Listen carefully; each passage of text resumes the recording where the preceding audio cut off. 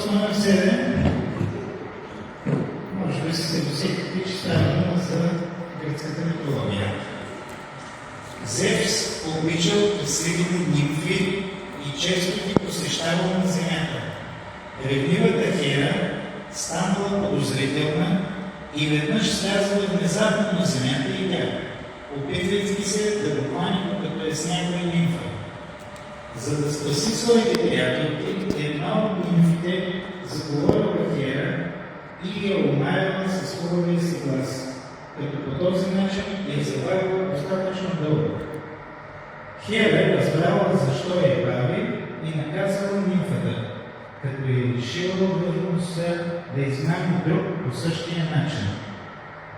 Ако вече сте се досетили как Хера е наказала нимфата, няма да ви е трудно да ми отговорите на въпроса. Как се казва нимфата? Минута.